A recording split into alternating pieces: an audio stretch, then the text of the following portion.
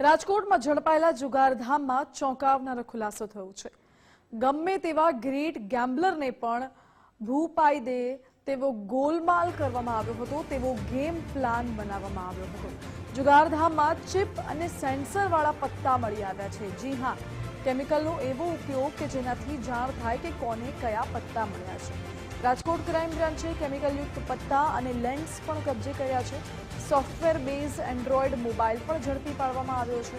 Crime branch દ્વારા પત્તાની સાથે 4260 box ઝડપી પડાયા છે। 75 કોન્ટેક્ટ લેન્સ અને સેન્સર સાથે 4 મોબાઈલ કબજે કરવામાં આવ્યા। જુગાર રમતા લોકોને એકમેકના પત્તા ખબર પડી જાય તે પ્રકારની ટેકનોલોજીનો ઉપયોગ થતો હતો।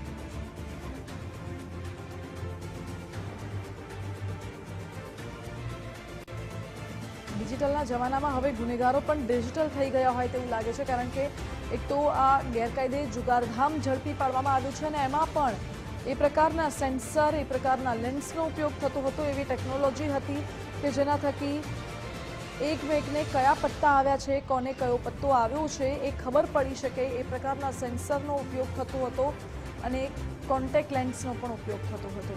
જોકે આજે ડિજિટલ પત્તા છે, સોફ્ટવેર બેઝ એન્ડ્રોઇડ મોબાઈલ તો ઝડપી પાડવામાં આવ્યા। ડિજિટલ પત્તા સાથે 4260 બોક્સ ઝડપી પાડવામાં આવ્યા છે, સાથે જ 75 કોન્ટેક્ટ લેન્સ પણ મળી આવ્યા છે અને સેન્સરવાળા 4 મોબાઈલ પણ કબજે કરવામાં આવ્યા છે। વધુ જાણકારી સાથે જોડાઈ ગયા છે રાજકોટથી સંવાદદાતા રહીમ લાઈવ। રહીમ, આજ ડિજિટલ યુગમાં હવે ગુનેગારો પણ ડિજિટલ થઈ ગયા છે અને હવે તો જુગારધામમાં પણ આ પ્રકારે ડિજિટલાઇઝેશનનો ઉપયોગ થઈ રહ્યો છે।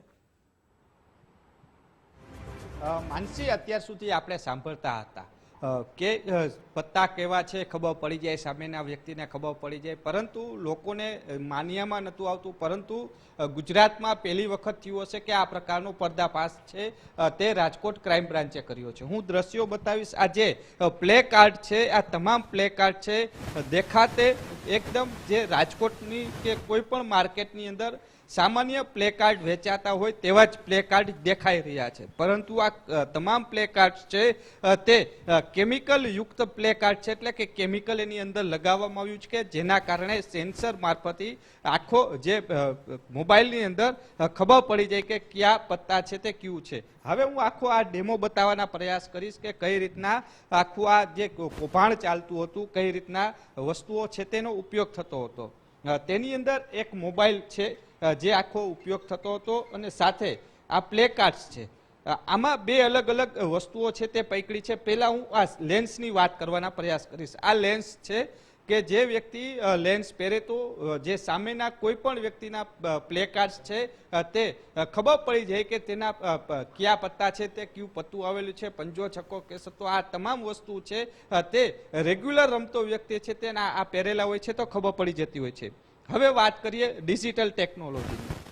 આ મોબાઈલ છે, સાથે આ રિમોટ છે। આ રિમોટ એટલા માટે છે કે તમે જ્યારે રમવા બેસો ને ત્યારે આમાં સિલેક્ટ કરવાનું હોય છે કે કેટલા લોકો રમવા બેસો છો, 1 છો, 2 છો, 3 છો, 4 છો, 5 છો।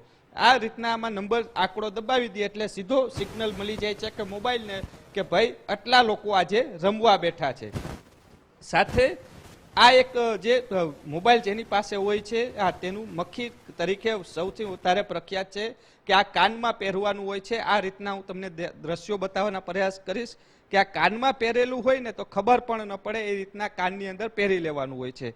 સાથે જ ત્યારબાદ આ પ્લે કાર્ડ છે તે રમવા સમયે જ્યારે પત્તા ફિલ્ડની વચ્ચે મૂકતા હોય છે ત્યારે કોઈ પણ આ જે મોબાઈલ હોય છે તેની બાજુમાં રાખવામાં આવે છે અને ત્યારબાદ જે 5 જણા સિલેક્ટ કર્યા હોય છે તો 5-5ને 3 પત્તા આપવામાં આવતા હોય છે અને તેમાંથી કઈ બાઇટ સૌથી મોટી છે, દાખલા તરીકે 5 જણા બેઠા છે તો તેમાંથી 3 નંબરના વ્યક્તિ પાસે સૌથી વધારે પત્તા છે તો મોબાઈલ જે આ મક્ખીના મારફતે કાનમાં કહી દે છે કે ભાઈ 3 નંબરના વ્યક્તિ પાસે 5 નંબરથી સૌથી વધારે પત્તા 3 નંબરના વ્યક્તિ પાસે છે કે આ વ્યક્તિ છે તે જીત જવાનો છે। એટલે સૌથી મોટો સવાલ એ પણ ઉત્પન્ન થઈ રહ્યો છે, જુગાર રમતા લોકોએ સૌથી સાવચેત થવું જરૂરી છે, કારણ કે માનસિક કહેવત છે કે હારેલો જુગારી સૌથી વધારે રમતો હોય છે અને પાછો એ હારે જ છે, તેની પાછળનું કારણ તો આ નથી ને। બીજી બાજુ એવી પણ ઘટનાઓ બની છે કે જુગારમાં લાખો રૂપિયા, કરોડો રૂપિયા હારી જતા લોકોએ છે છેલ્લે આપઘાત કરવાનો વારો પણ આવે છે, કારણ કે વ્યાજે રૂપિયા લીધા હોય છે. હવે ચૂકવી શકાય તેમ નથી, જુગારમાં હારી ગયા છે તેવું કહી શકાતું નથી, પરંતુ સાવચેતી રાખવી એ પણ જરૂરી છે. અને અત્યારે હાલ રાજકોટ ક્રાઇમ બ્રાન્ચે આજે આખું કારસ્તાન સામે ઝડપી પાડ્યું છે. અત્યાર સુધીના ઇતિહાસમાં ગુજરાતમાં આ પરિસ્થિતિ ક્યાંય પણ ઝડપી પાડવામાં નથી આવ્યું. જે રીતના લેન્સ સામે આવી રહ્યા છે, અલગ અલગ અત્યારે 4 મોબાઈલ છે તે કબજે કરવામાં આવ્યા છે. એટલે સૌથી મોટો સવાલ એ જ ઉત્પન્ન થઈ રહ્યો છે કે આ કેટલા સમયથી વેચાણ થતું હતું, કેટલા લોકોએ રાજકોટમાં લીધું છે. હાલ તો આ તમામ વસ્તુઓ છે તેમાંથી એક એક વસ્તુ આ તમને હું દ્રશ્યો બતાવી સીલ કરવામાં આવ્યા છે. આ છે તે FSL ની અંદર મોકલવામાં આવશે. આ પ્લે કાર્ડ છે તો પ્લે કાર્ડની અંદર કયા પ્રકારના કેમિકલનો ઉપયોગ થયો છે તેની ચકાસણી થશે. મોબાઈલ છે તો મોબાઈલની અંદર કયા સોફ્ટવેરનો ઉપયોગ થયો છે, જે કાનમાં સીધું બ્લૂટૂથના મારફતે આપને કહી દે છે કે આ પત્તા આમાં સીધા કનેક્ટ થાય છે. આ તમામ પ્રકારની વાત છે તે જ્યારે FSLનો રિપોર્ટ આવશે ત્યારે ખબર પડશે. સૌથી મોટો સવાલ એ ઉત્પન્ન થઈ રહ્યો છે કે જે લોકો જુગારના શોખીનો હોય છે તે પોતાનો શોખ પૂરો કરવા પરિવારનું પણ વિચાર નથી કરતો ને હારેલો જુગારી સતત હારતો જતો હોય છે. સૌથી મોટો સવાલ છે કે શું આના કારણે તમારા પરિવાર તો બરબાદ નથી થઈ રહ્યો ને? ચેતવવા જેવો આખો કિસ્સો છે. મારા સહયોગી ગૌતમ છે. ગૌતમ, ક્રાઇમ બ્રાન્ચનું સૌથી મોટી સફળતા કહેવાય, કારણ કે રાજકોટમાં અનેક એવા કિસ્સાઓ પણ બન્યા છે કે જુગારીઓ આપઘાત પણ કરી લેતા હોય છે ને ક્યાંક આ તો કારણ નથી ને? શું લાગે છે? ચોક્કસ. અત્યાર સુધી આપણે કેવું હતું કે ભાઈ ઓનલાઈન જુગાર સટ્ટાના જાહેરાતો આવતી અને ઓનલાઈન ગેમ્બલિંગ ચાલતી હતી. સરકાર અને પોલીસ પણ લોકોને જાગૃત કરવા માટે અલગ અલગ પ્રકારે પ્રયત્નો કરતા હતા, પરંતુ હવે આ નવું આવ્યું છે. કેમ કે અત્યારે શ્રાવણ મહિનો ચાલી રહ્યો છે અને સૌરાષ્ટ્રની અંદર શ્રાવણીયો જુગાર છે તે રમાતો હોય છે ને એવામાં હવે આ ટેકનોલોજી છે તે માત્ર ઓનલાઈન નથી રહી, પરંતુ તમે જો ઘરે બેસીને જો જુગાર રમતા હશો તો પણ તમે છેતરાવાના છો તેવી શક્યતાઓ આ પ્રકારના જે ઇન્સ્ટ્રુમેન્ટ પકડાયા છે એના ઉપરથી લાગી રહ્યું છે. કેમ કે આખું એક ડિજિટલ ટેકનોલોજીનો ઉપયોગ કરી અને આ પ્રકારના પન્ના બનાવવામાં આવ્યા છે ને તેમાં સોફ્ટવેર, લેન્સ અને બ્લૂટૂથનો ઉપયોગ કરી અને આખું જે આ કારસ્તાન છે તે રચવામાં આવ્યું હતું. રાજકોટમાંથી હજુ આ ખુલાસો થયો છે. ગુજરાત અને દેશની અંદર ક્યાં ક્યાં આ પ્રકારે લોકો સાથે છેતરપિંડી કરવામાં આવી હતી તેને લઈને પણ મોટા ખુલાસાઓ આગામી સમયમાં થઈ શકે છે. રહીમભાઈ, ચોક્કસપણે જે એટલે કહી શકાય કે રાજકોટ ક્રાઇમ બ્રાન્ચને મોટી સફળતા મળી છે.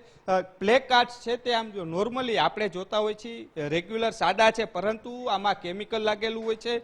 સીધું જ મોબાઈલને કહી દે છે કે કયા પત્તાઓ કોની પાસે સૌથી વધારે છે. એટલે હાલ તો ક્રાઇમ બ્રાન્ચે આ બધું જ કબજે કર્યું છે.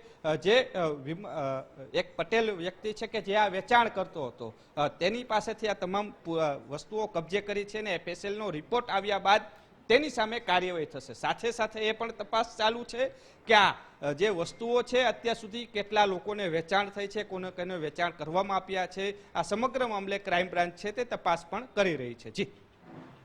જી રહીમ, આભાર આપનો. એટલે સમગ્ર મામલે હાલ તો તપાસ કરવામાં આવી રહી છે. આ ટેકનોલોજીનો ઉપયોગ કેવી રીતે, ક્યાંથી આવ્યો તે બાબતે પણ અત્યારે તપાસ કરવામાં આવી રહી છે.